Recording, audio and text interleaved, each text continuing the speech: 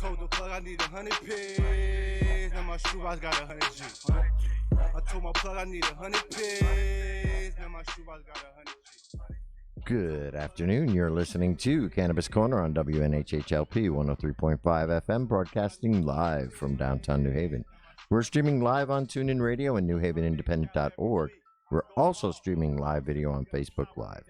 Just go to facebook.com/New Haven Independent or go to your Facebook page and look us up. And while you're there, hit see first so you can see all the other great shows that they have here on the New Haven Independent. So, how's it going, Joe? Uncle Lou, how are you, my friend? I am enjoying life. Yeah. It's a beautiful day, Joe. It's a beautiful, beautiful day. How's life on the farm? Life on the farm is amazing. We had a great morning. Great, you right? know, just kind of observe nature. Right, and Yeah. you're going through another phase now, right? Things are growing. Things are getting growing. into August, Yeah, it's getting right? into August. It's nice. So, You're in your veg phase Yep, right now, yep, as they call it. yes, sir. So the fields are just growing some Just height. finished sexting. Yep. Well, every day that's another. Right. You culling out the males, and I'm not necessarily destroying the males because there's for other biomass uses. and things like that. So, Juicing. right. So we just move them and put them over on another side there, and everybody grows for different reasons. Yeah. Exactly right. I've allocated a lot towards construction ideas. It's not the highest yielding for dollarage, but I think at the long term, It'll be a the good long term investment, is the idea, right? Yeah, absolutely. We're all looking to be in it for the long haul, aren't Right. we? So, I had a great weekend. Nice. we I had a love nice- when you guys had a great thing going on down Yeah. in Milford. We had a festival going on. It was called the Good Vibes Festival. Good vibes. Yeah, and that 4 different bands. They were all very good. I like that. We also at the Grove. We did also opened up the Grove for the day. I saw a lot of that stuff on Yeah. Instagram and Facebook. There was just a lot of people that were doing some content right out of the Good Vibes Festival. Yep. The stores were open. The Yeah. community was engaged. It was a nice little thing for the Devon community, Milford area. Yeah, we had over Um, 1,000 people. Yeah, it's a beautiful, beautiful thing. Yeah. So we did the Grove. We have a record vendor in there. Yep. Selling vinyl. That was nice. That was cool. That was very good. And then we also got some new products in it, Go Joe's, that we debuted this weekend. That's awesome. From Sprig Soda, which is a Mhm. CBD infused flavored seltzer. Yes, it is. It's very It's very okay. good. It was very popular. I enjoy the citrus blend that Yeah, they the have citrus there. one is It's nice. very good. Yeah, it's Yeah, very yeah. different. They have a citrus, a melon, and a lemon tea. Yep. And it was very good. It was very popular. Sold Very. a lot of that Yeah. because it was a hot day. So it was nice to introduce the people to CBD that Mhm. way. And then I found another local new juice beverage called PLNT out of Hmm. Norwalk. And they were very good. They have 3 different flavors. It's a turmeric ginger, pineapple chamomile, and a mint matcha. So I think next week I'll bring some in. Maybe we'll try it We'll out. talk about some of these CBD Yeah. beverages. These are mass-produced, new Well, one is major local. market, but they're major marketplace items. It's not Yes. necessarily that they're mom and pop. They may have been mom and pop at one the time, but they beginning. have grown, Right. and it's a beautiful thing. That's what we like to see. We like Yeah. to see entrepreneurship. We like to see business growth, and these are Yeah. CBD brands that are growing. They're at Yeah. that next stage, and we're very excited for them. So yeah, why not? Let's try 1 or 2 out. Yeah. I mean, and the people like them. I'm So excited about it, Joe. And Because I, I'm you've been having in this fun, bro. business We're for a doing while, it, bro. bro. You We're know doing that. it. You We're know having that. a good time. You're now. Joe, the shirt is. I told you, man. We had the air conditioner in here. It blew dry my entire shirt. It was covered in sweat, man. Very good. The farm was hot this morning. The greenhouses get. Well, yeah, the whole place has been hot lately. Yeah, them greenhouses get rough, Yeah. man. So, well, it's been kind of quiet on the cannabis front. A few things. Well, local cannabis front, yeah. Yep. There's a couple things going on up in the Friends to the North, some Friends to the South, some things in Louisiana. Internationally is going on pretty cool. Chicago, Illinois, that's really cool as well. The Nationals, we saw an article about that. I think we were talking about it. It's been a big year for cannabis. Yes. But not necessarily here in our state. In our state, I think our biggest news was the hemp. Right. Realistically, that was the biggest victory, the biggest Yeah. news, the biggest change they made. And it actually, I can see, licensing 60 hemp farmers in the state. Yeah. That's More a, now. That's a big It's a big step, thing. right? It's even more now. So we're getting ready to get to the 100 mark just about. And That's pretty good. And it's pretty substantial. And it's awesome to see, because of this year, the outdoor season is out and going, and nobody's putting Right. more plants in the ground right now. Right. You They're shouldn't working be, with what really. they got, right? Yeah. So that timeline is just killing it right there. But everybody's looking. People who have greenhouses are looking to start their, winter harvest. Right. And And there are a few around. there's. I've seen them. I'm going to see one tomorrow. Very nice. I'm going to see one tomorrow. Very, very. I have And so seen. the agricultural community is very welcoming. It's Right. very welcoming. It's very fun. The farmers that are out there, because I never claim to be a farmer. I won't. I'm not. Right, These guys right, have right, busted right. their humps for 30, 40, 50 years to get their land Right. and do their thing. And They've been really. It's worth it for them to get a new Yeah. opportunity. so it's nice to learn as much as I can from these guys. So Right. they're also very welcoming, and they're inviting everybody up. Yeah. One guy who's got a license loves to come see another guy who's got a license, guy or gal, because there's a bunch of female owners as well inside the community, which is awesome. There's a good amount of minority ownership. Yes, absolutely. Even though it wasn't necessarily set an equity program for hemp wasn't necessarily set in place, but I think at the price. the entry level, there weren't very many bars to the entry level. Right. So it being so accessible, the entire program was kind of an equity program. Right. So a guy like me with very little startup was able to get in, and That's what I'm saying. Um, They didn't really have to because so- it was so affordable. right. Well, not necessarily, but you got to have land. Right. You got to have land. You gotta have That's the biggest expense. Yeah. So once again, just blessed with Yes, you are. I'm just working, brother. I'm a foot soldier in the game of life, just like Aren't we all, oh brother? man. This has been a fun. All right, we bored everybody this hour already, man. Just No, talking no, about this hemp. is- They're like, wow, we love that hemp. Well, speaking of hemp, I don't know if you know the federal law prohibits anybody who has had a felony within the past 5 years from Mhm. obtaining a license. Right. But they're not really clear on people who actually work in the industry. They Right. don't really mention that at all. Well, they're trying to amend the federal law to clarify that Mm-hmm. so that it doesn't people who actually just work in the industry, like people out in the fields, Right. people who are just Mm-hmm. do not have to. That's not a Right, clause. and They don't Well, worry the about having a Connecticut felony. stayed ahead of that. That was a question that was asked up at those meetings a lot. Hey, does my entire farm hands need to get background Checked tested? and all And the that. answer was no. No, So in the state of Connecticut, it's the farm manager and the licensee. and that's it. Yep. Yeah, so that's good. And 5 years isn't bad. At least it's better than It's fair. Yeah, it's fair. It's fair if you want to be the boss. Yeah, So 5 years crime free. Hey, you should. So yeah, so that's a good thing, I think, and hopefully they do that. So this way, Yeah. on a federal level, And, because a lot we- of states are going with what the feds say. and we're also fighting that CBD ban in food these days. Connecticut, Yeah. knock on wood, they've been pretty clear that they're not really going that avenue because they had to supply for licenses to process specifically for that. Right, But New York just got hit hard. en masse. Yeah. Yeah. Ooh. They're enforcing it in New Yeah. York, big time. Yeah, they are. Yeah. They're going to your business and saying, "Hey, Get it that looks out. like what do you got over there?" Massachusetts too. Yes. So they're not playing with this, and it's No. surprising, and it's like, wow. So anybody who hurting wants some to people. import some products down here to Connecticut, you got to get rid of them off the shelves. Yep. Yeah, they're Let legal us know. here. They're legal here in Connecticut.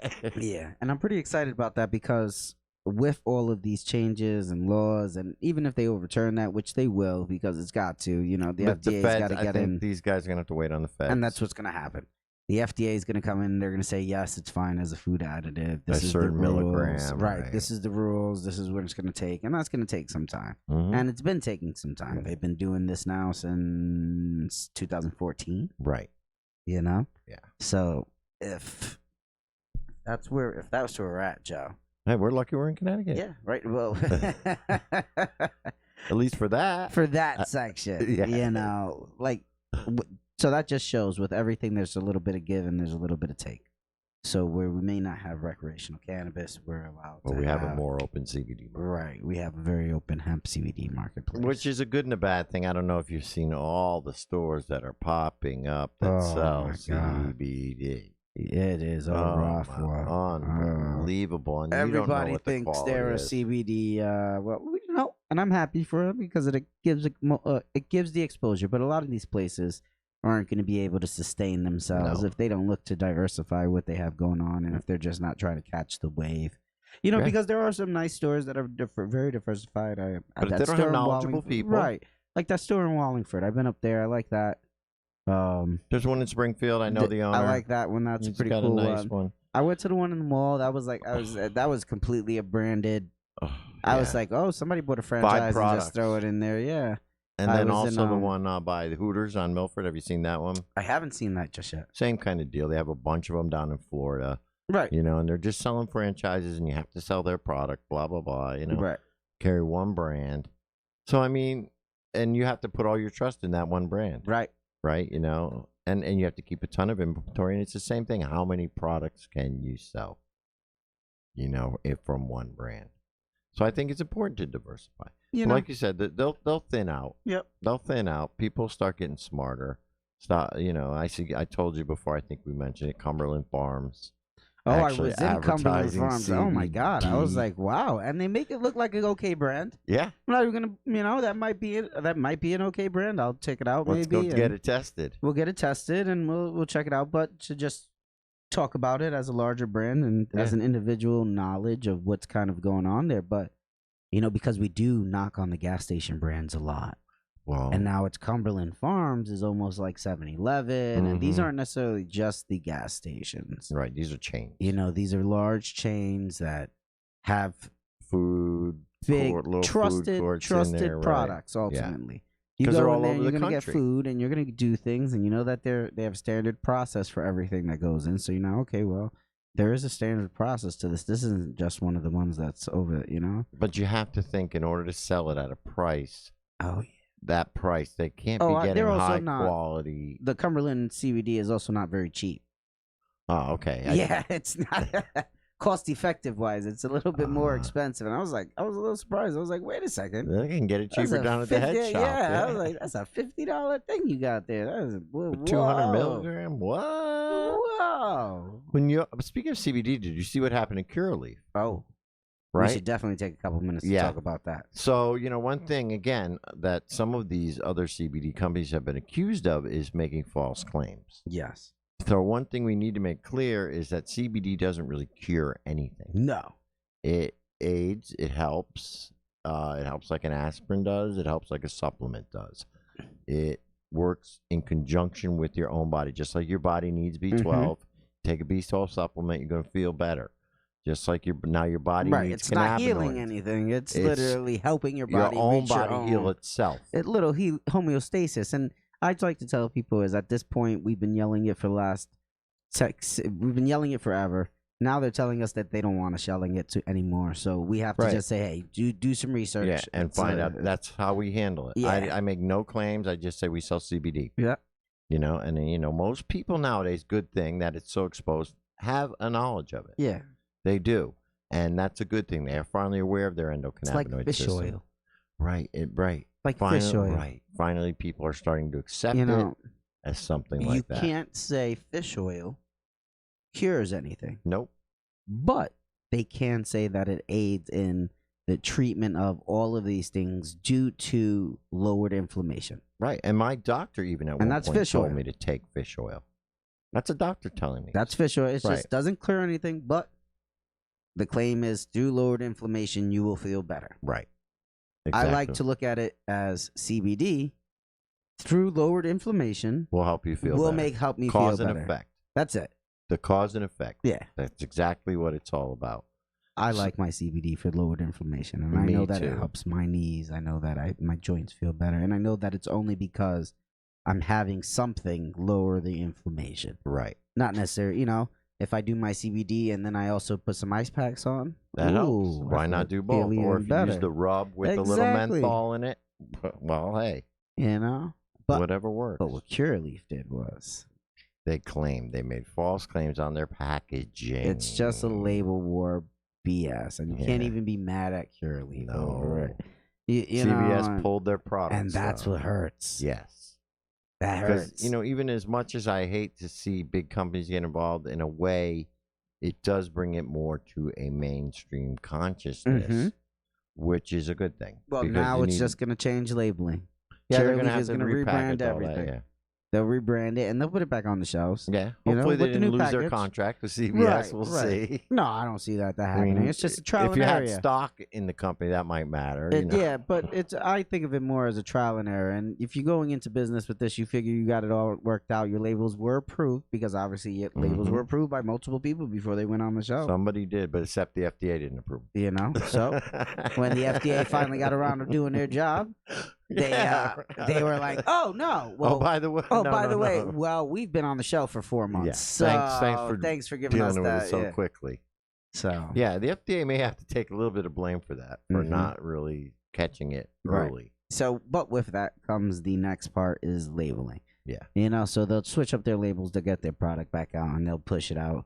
You know, it was in 8 states. So in 8 states, they changed the labels and now they'll be compliant for all 50 states. Right. You know, It's a costly markets. mistake, but Test these markets. things happen in this new industry, Yeah. right? and realistically, they probably be able to sell the product out and, you know, who knows, Right. whatever the rules are. They Yeah. paid a fee and kept it moving. Right. You know, that's usually how that stuff happens. Mhm. You pay the fee and keep it moving. Yep. They're not going to Curaleaf put them is out of now business. big. Yeah, Curaleaf is now big pharma. Yeah. Big Yeah. nutraceutical. All of them, right? All those big Chronos, Mhm. Curaleaf, Canopy Growth. My Yeah. God, they're huge. Acreage. They are Yeah. the large nutraceutical Yeah. companies now. Yeah, apparently another dispensary got bought up by Curaleaf, owns a new one. I just heard. I don't remember exactly which one. But we do have another new corporate dispensary in Connecticut. Yes.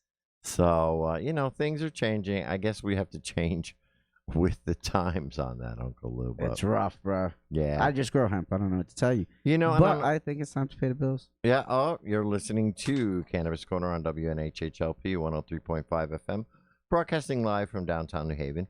We are streaming live on TuneIn Radio and NewHavenIndependent.org.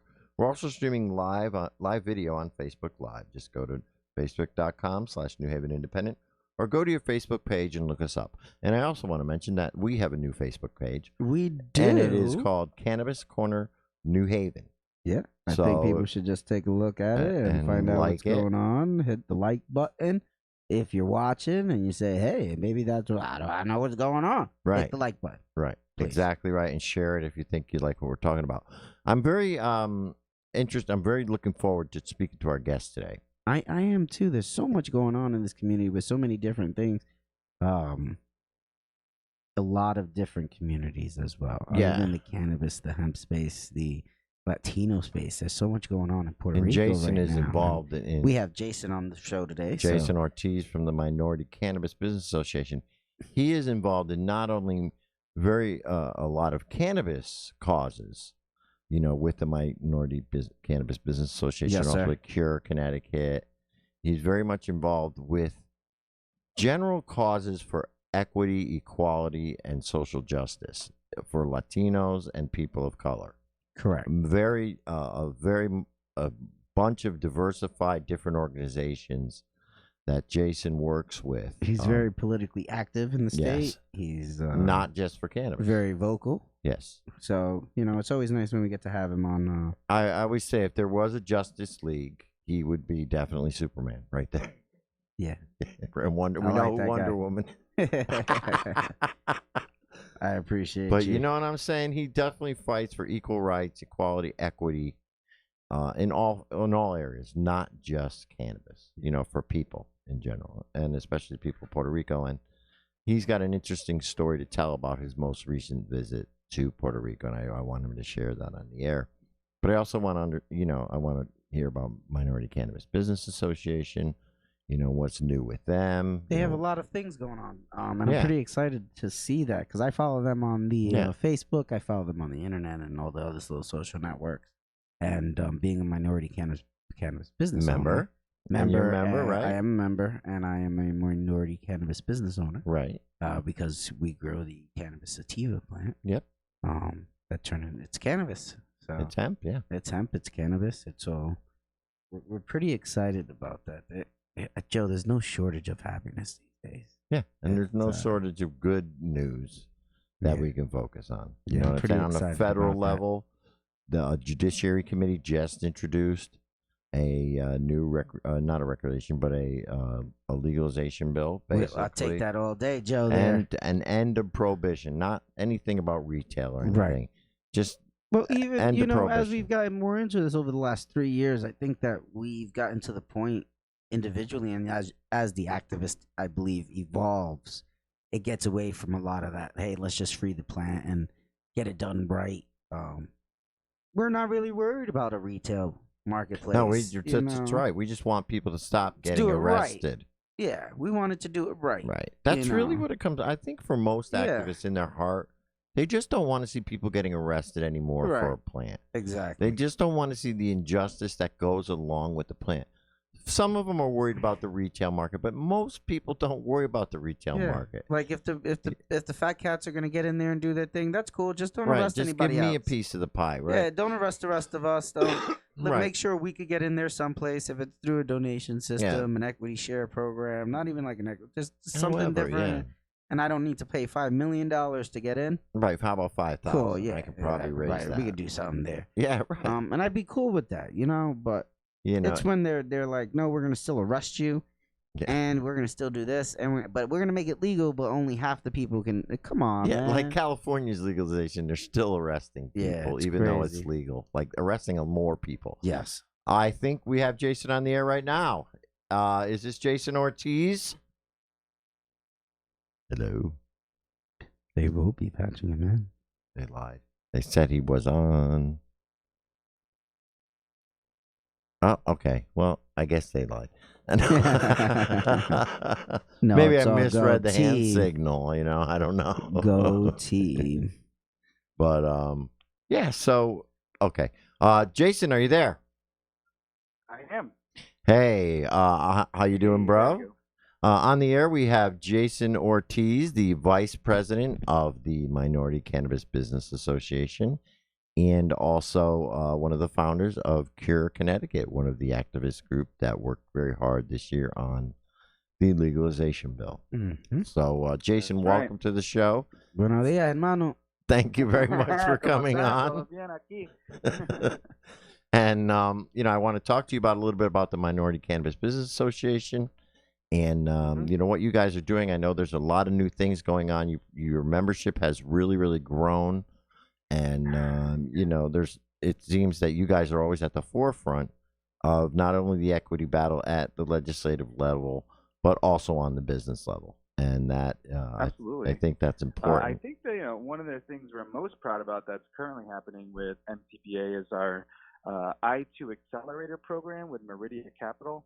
And so one of our board members, Brandon Wyatt, who's been a fantastic board member, he's a lawyer in D.C., got us a partnership with somebody that has significant capital to invest and has been working in the cannabis industry, and to have an open process where folks can apply and see what they can do. And so they would get a $50,000 grant to start up, to help start up. It's obviously not enough to do the whole thing, but they would also get a space in Meridia Capital's office in New York City, where they could then communicate with all the different folks in that ecosystem about how to build their business. So we had over 113 applicants that applied, and so now we're in the process of narrowing that down to see who's the folks that are most worthy, the ones that will make the most impact, both in a business sense, but also to lift the people that definitely need the help into the industry. So, I'm really psyched to see that move forward. It's kind of a dream come true for MCBA to actually be able to connect people that are trying to make moves with people that have the capital. And so, that's something that's very different than what I'm normally doing about yelling at legislators about why Right. we need to change the bill to be what we want them. This is outside of the government creating equity.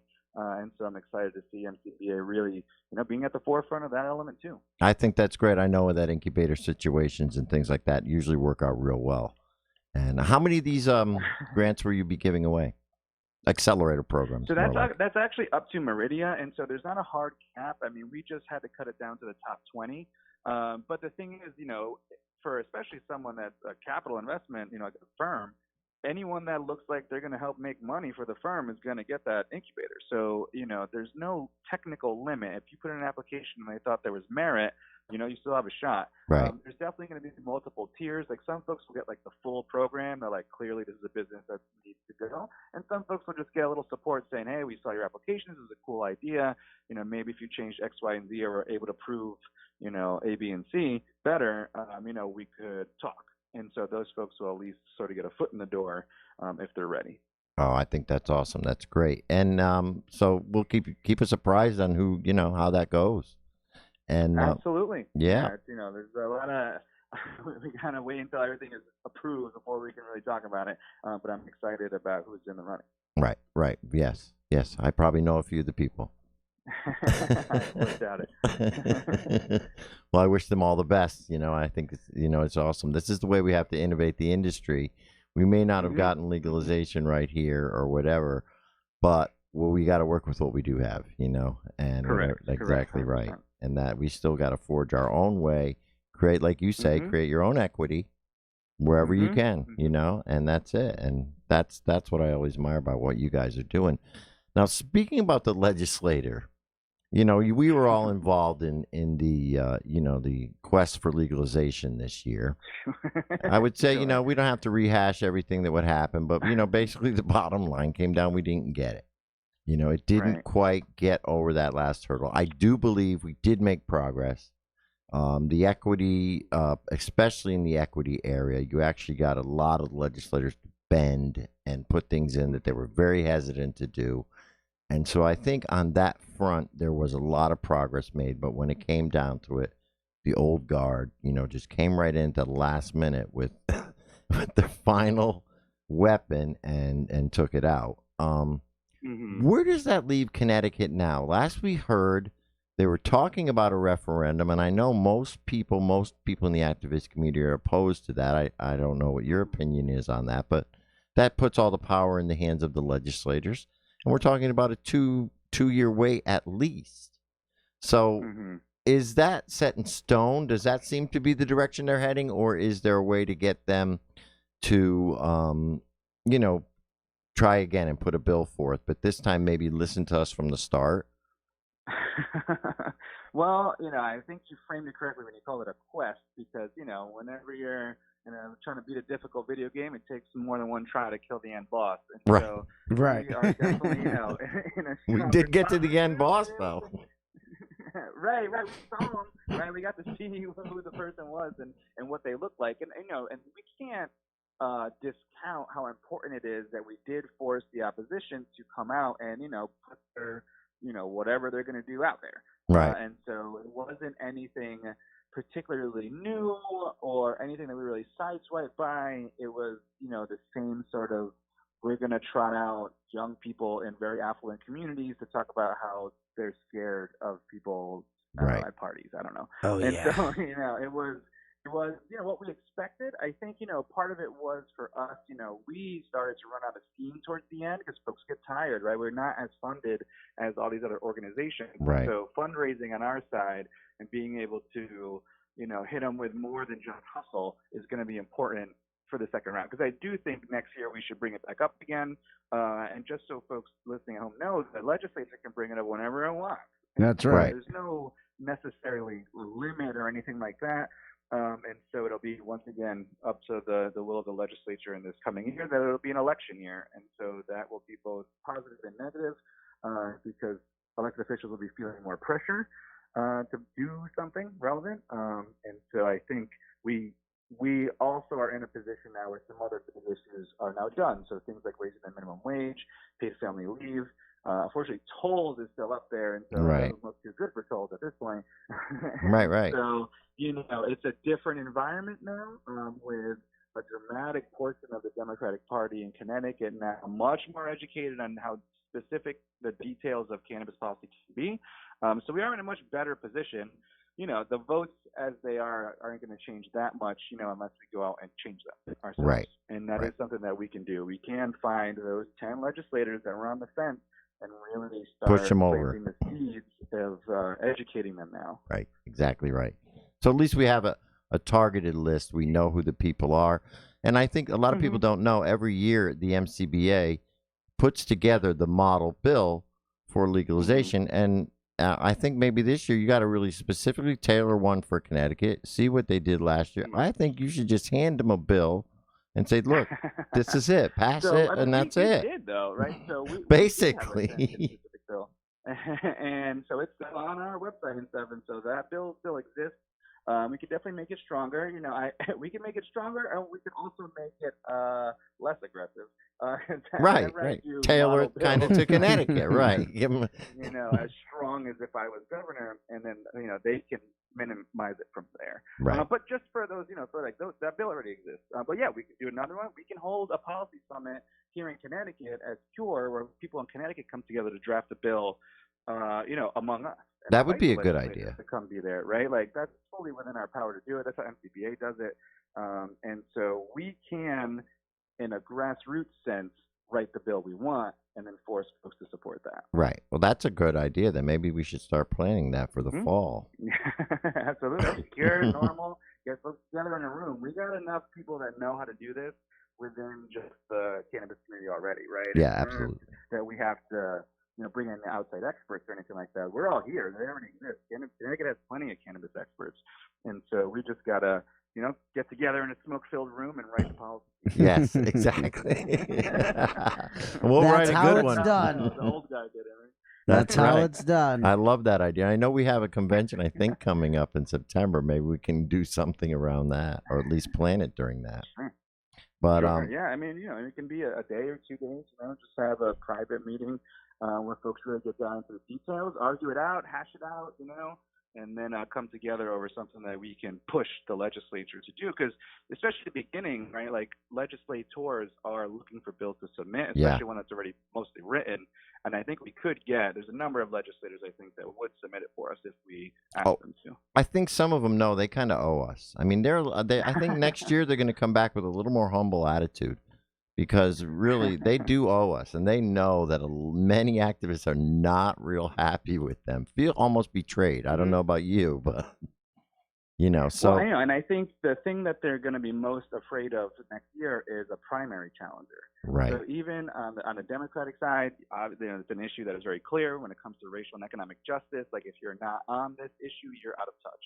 Right. So folks are definitely going to see that. But even on the Republican side of things, right? Like we're seeing folks like Mitch McConnell pass hemp bills. And so there's a libertarian argument on the Republican side for if you're not with us being able to have these small businesses, you're out of touch or you're, part of the elite. Right. And so I think on both sides of the aisle, there's going to be pressure for folks. Because even if we get 2 or 3 Republicans, whether because they get primaried or because the primary pushes them to accept this situation, it's a game changer. Right. So there's definitely lots of work to do, whether you're Republican, Democrat, or independent, to say, hey, this is what I'm going to vote on, and I'm watching what you do in this session, and, your actions will determine whether or not you get my vote. That's right. And there's a lot of movement on the federal level, so we never know what will happen before 2020. Yeah, I am worried the federal will pass before Connecticut will. Only because he'll take credit for it, right? Yeah, well, it's a smart policy move, right? Like president right now could issue an executive order, right? That does away with a lot of what's currently happening. Right. And I encourage all politicians to accept that position because it is the right thing to do. And so it would be a sad day for Connecticut, but a great day for the country if our current Congress were to do it first. Right. And so it's entirely possible because it's also an election year for them. Right. And Very they true. have to do the same thing. And so as we start to think about Connecticut's issue, we've got to be talking to Jahana Hayes and Congressman Larson and Congressman Joe Courtney that are up there on the federal level, because I don't think we have any really strong pro-cannabis votes. No, Blumenthal is delegation. not. I know Blumenthal is, supportive of medical marijuana and also, the states being able to do what it is that they want to do. I'd like to see him have a stronger position, but I have had that conversation with him before, but I haven't heard any responses. I've told people what I felt, but I haven't heard any real responses from any of the rest of our congressional delegations. So you sort of bring that up in those forums as well. Yeah, absolutely. Absolutely. Well, we got 6 months before the next session. Let's get our ducks in a row a little bit. This, we got a few months to do it. But, obviously the fight never ends. Speaking of the fight, Jason, you just returned from a vacation, I understand, down in Puerto Rico. I guess you could call it a vacation. I don't know if I would call it a vacation or a boot camp. Was supposed to be a Boot camp, vacation. man. So Following you it- on the social it networks didn't is- exactly turn out the way expected. Tell us a little bit about your experience down there. And I would like to get into this a little bit. I know this is a cannabis show, but I think this is a very important issue that does tie into the industry.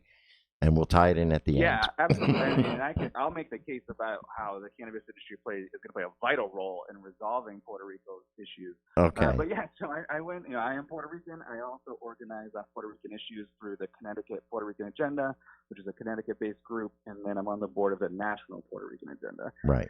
And so I actually went down to Puerto Rico to try to find a location to proceed on a cultivation license, a cannabis cultivation license. Right. But when I got there, the people were revolting against then Governor Ricardo Rosselló for his corruption and also for a number of horrendous text messages that he had sent insulting every possible group on the island, including the LGBTQ community, the feminist movement, and families that lost people after Hurricane Maria. He was joking about it, and it was not received well at all. As it shouldn't be. Right, exactly. I again wish the stateside folks had the same indignation turned into action that my Puerto Rican hermanos had. Right. Mhm. But I was there on Monday when the police got super aggressive and throwing tear gas everywhere, and so with the Viejo San Juan is where La Fortaleza. La Fortaleza is the governor's mansion, and Viejo San Juan is where a lot of the government buildings are, but also a lot of the tourist attractions. It's Right. Very old town, and it's a very beautiful space, but the streets are very narrow, and the protests were able to just swamp the whole place and just cover every inch of it. And it was interesting because, the street fights between police and protesters happened once it was clear that the police were getting surrounded. Right. And so they, threw tear gas into a crowd of peaceful protesters. Folks started to run. But the difference I saw there than I've seen in other protests is the organizers of the protests were ready for the tear gas and said, suave, suave to the crowd, so there wasn't like a stampede. And so once the stampede issue was resolved and people with gloves just grabbed the tear gas canisters and threw them back to the police, it was clear the police had nothing. And I have been in many protests, and I have never seen tear gas be as useless as I saw it on that Monday. And so that's a big part of why I think the protest later, the police just didn't even bother because it wasn't working. Right. And I want to make things clear to our listeners. You actually were there. You landed in San Juan expecting to go lay on a beach. Right. Of the tear gas. Right. So you actually were there. You witnessed this firsthand. So you felt that energy. You know what's going on down there. Sure. Yeah, and if folks, check out my page or the Connecticut Puerto Rican Agenda's Facebook page. It's a bit down in the feed at this point, but I have some on-the-ground videos that I took that folks can see very clearly who cast the first stone, so to speak, and then how things responded. To be fair, the police started it, but the protesters towards the end definitely escalated it. Wow. But it was just, there was just too many people in too many different places, and the police, that's why the police ended up asking for Rosselló to resign as well, because they saw what was happening. It was just horrible to, at the following Sunday, the following Monday from when I was there was the biggest protest in possibly human history. Well, that was the walkout, right? Right. That was the Paro Nacional, which is a national strike. And Love so that it. meant the whole country was going to protest at the same time, and roughly 1 million people protested Rosselló on the same day. And so it was, a good 30-40% of the country that was out protesting. And it included folks like Ricky Martin, who the governor was dumb enough to insult specifically in his text. Right. And so there was a lot of really big names, Bad Bunny, Residente, some really famous folks were there, Benicio del Toro. So there was... Where was J-Lo? Undeniable, like how people felt. And they won, right? The governor did announce he would be resigning on August 2nd, which is this Friday. Congratulations. Yeah, thank you. It did work. His successor was also so scared of the protest because she was part of the corruption too. That she has preemptively said she will not accept. Yeah, she doesn't want it. Governor's seat. I love Right, it. she doesn't want it. I'm telling you, Ricky Martin would be the perfect governor right now. And I know you and I discussed this, but I mean, I wouldn't doubt that he could at least bring people together better than anybody that's currently elected. I think he would do what the people wanted. Whatever the people told Mhm. him to do is what he would go after. I really do. I really think he would be a governor of the And people. he was literally there in the crowd day after day after day. The dude heard and talked to real people, right? Like, it was not a guy, sort of in an ivory tower situation, right? Like him, Residente was on the front lines where the police were asking folks to remain peaceful. Like, our celebrities in this context, like, really put the fame thing away other than to help, boost the message, and got right in it. Right. So That it's going to be interesting to see how this, and I actually think Residente is nominated for a Peace Prize, a Nobel Peace Prize, right, for his right. work in the protest. I got to say that was very inspiring to me watching that happen, especially 2 weeks. I mean, that is, it took 2 weeks. That's it to get this guy out of office. And I know that it's just like a battle again, this is just one battle in, I hate to use the word war, but in the struggle. Sure. One battle, and I noticed that the protests haven't really they're continuing. Because why put in somebody from his administration? I mean, I think and this woman doesn't even want it. And again, she's involved in a conspiracy with medical marijuana licenses. Yeah. So that's a whole nother piece. So I support independence for the island. I think it's the only solution to our problem. And I think the cannabis industry can be a part of that solution, both providing jobs and economic activity, but also being able to relieve the burden on our healthcare system that is currently, pharmaceuticalized and all of that. And so I think cannabis can play a number of different roles, hence being able to use to build new houses and things like that. But yes, Puerto Rico is not immune to the same cannabis shenanigans that we see throughout the country. And so she was involved in that. So the current woman that we're talking about is Wanda Vasquez, who is the Secretary of Justice. And so the Secretary of Justice is the person that is supposed to investigate complaints or issues around ethics within the government. And so there was a number of Rosselló's cabinet members that were, in this report using undue influence to direct the Department of Health to accept certain types of software, give people licenses, all of that. Right. And so when it was brought to her attention, she just didn't do anything about it. Turned her back. So it was another piece of, why she is clearly part of the problem. And just, like on the island as well, despite the cannabis industry being very welcoming, I think it's a good thing for the island, there's still shenanigans happening there. And so, we are digging into a little bit of like who are the real players there and what happened there. Is it American companies buying into it? But there are cannabis companies named in the web of corruption that has been put out by different articles that directly relate to Rosselló. Edwin Miranda is one of his top people that he would create the companies that would receive the money, the public dollars that they shouldn't have. And there were cannabis companies named in that web.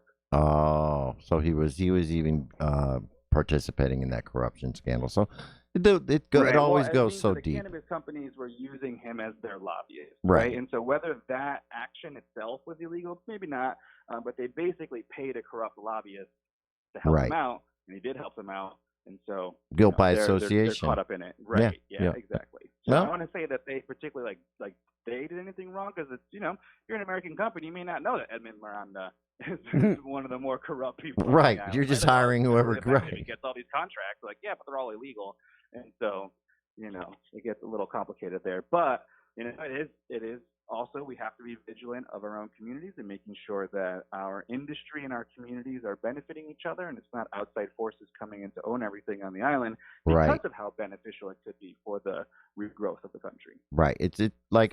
We had a conversation prior to this, and it's a slippery slope, but it can be navigated properly, and it can come out. What all we can hope for is that the will of the people is what prevails. You know what I mean? And that is it. And that island, it doesn't deserve what it's been under colonial rule for over 500 years. Oh, yeah. Right? Or, between one country or another. The native population was almost completely wiped out. And people don't really understand the history of Puerto Rico. And, that it's been enslaved for that long and almost owned by somebody else. The people have never had the right to determine their own future. And I think it's time for that. And if that means independence, then that's what it means, you know. And I think it can be done right. And Puerto Rico can be like what it is supposed to be, the gem of the Caribbean, right? Yep. Right. Absolutely. Yeah. And I think it's the only option that's actually available to the people of Puerto Rico, right? Like, we can decide that. Every other option is up to Congress or somebody else that are always going to tell us no. And so I think we have to be honest with ourselves and what our options are, and, you know, follow the path that's going to finally, once and for all, end the colonialism of our people, right? Like, we cannot delay this any longer. Right. People on the island are being very clear. We went from being abandoned by the United States after Hurricane Maria to ousting our colonial governor within 2 years, right? And so now is the time to be addressing the hard, difficult issues, to be organizing with each other, to have these conversations, specifically about the conversations we've been putting off for 100 years. Right. And so when we come at it, folks are most concerned about, how are we going to take care of the old people? How are we going to build the schools? How are we going to make sure folks have health care? And those are the conversations that we can have once we accept that independence is the most valid solution. Because those questions have been answered in every other country in the world, some better than others, of course. But it's not like there's not examples that we can pull from or other countries that would help us other than the United States. The United States is not the only country in the world, and it's not the best, you know, most supportive country in the world for Latinos specifically, very clearly. Especially at this point in time. Especially this point in time. Right, exactly. And so the idea that we would ask this administration and this government to help 3.5 million Spanish-speaking Puerto Ricans is not a feasible solution, in my opinion. And so I think we need to be honest about that and go a different direction. Right. And explore what that is and what that can mean. And you know, and independent like, Puerto Rico could legalize marijuana. Right. And make sure that we have an industry that is specifically tailored to being in the Caribbean and all the wonderful ecotourism that could come with that. Right now, the federal government is preventing Puerto Rico from being the gem that it could be by forcing us to adopt ridiculous federal drug policy. Right. And so the amount of laws that we would know, the amount of terrible laws that we would no longer have to follow, you know, that is a long list of different ways that the people of Puerto Rico could be given greater economic freedom, greater social justice, and just greater access to the wealth that the rest of the world already has. Yes, and they are lucky to have guys like you on this side fighting for them and you know, lending this kind of advice. I think, Jason, you know, you got to be down there. How, you know, I need a voice like yours, man. You know, but it's they're not lucky to have me. I'm lucky to be able to absolutely understand the work that they do, because it's the island that inspires the diaspora, right? Like, we would not be having a lot of these conversations if the folks on the island didn't put aside cynicism. I think that's one thing that is different on the island. Once they get moving, and, you know, there's cynicism on the island, don't get me wrong, but at this moment, the cynicism was pushed aside, and we were going to dream a little bigger. Right. And I think that's something that the activists here stateside, you know, we have to take a harder line with the negative Nancy's that just want to say everybody can't do anything, and say, fine, get out of the way then and watch me do it. Yeah, let us do the work. Right. There's a lot of younger people now. To do that with older generations here. Yeah, well, hey. To be honest. And, you know, it's part of the struggle of not just ousting, you know, the dictators on the island, but ousting the folks that are preventing progress in our organizations here, right? It is time for millennials and Gen Z and other folks to become those executive directors and those board chairs to start to move things forward. And it won't happen easily, right? Rosselló was not kicked out with one protest. You know, it's going to take a sustained effort and a real vision for where we're going. Yeah, it would be nice to see the American citizens take a note from the citizens of Puerto Rico, a small island, who was able to mobilize multiple generations into multiple generations behind one cause and was able to get it accomplished in a short period of time, because the force of one was greater than the force of one, you know, of one unified island was greater than, you know, the force at the top of the hill. And I think, you know, that should be a lesson of inspiration for any country, that it's possible, no matter what the size, if we could all get together under one common cause, you can make a change. And I would love to see that happen all over the country and all over the world. But you know what? Puerto Rico's a start. It's very inspiring to watch that happen. I have a special place in my heart for that island. So I'm very interested and would love to help out and get involved and give you any kind of platform that any way I can help. Yeah, So, I appreciate that, man. Absolutely. but I'm getting the signal from Sam that I got to We roll. gotta pay some bills. Jason, how do we get in touch with MCBA? I understand, man. It's part of doing business. So thank you again for having me on. We'll continue this conversation, and we will continue to get the job done here and wherever we need to. All right, Jason. Thank you. All right. Take care, brother. All right. Yeah, have a good one, brother. Peace. Bye. All right. You are listening to Pay the Cannabis bills, Corner on Joe. WNHHLP 103.5 FM. Broadcasting live from downtown New Haven. We are streaming live on TuneIn Radio and NewHavenIndependent.org. We're also streaming live video on Facebook Live. Just go to Facebook.com/New Haven Independent, or just go to your Facebook page and look us up.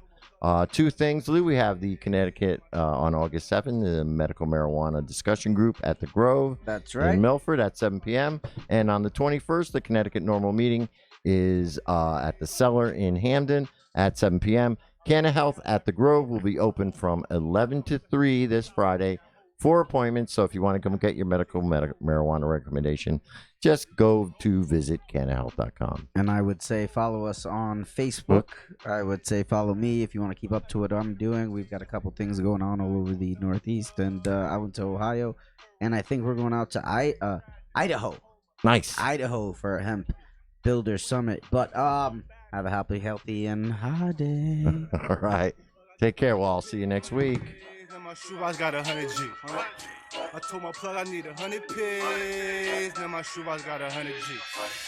Told the plug I need 100 pigs. Now my shoebox got 100 G. I told my plug I need 100 pigs.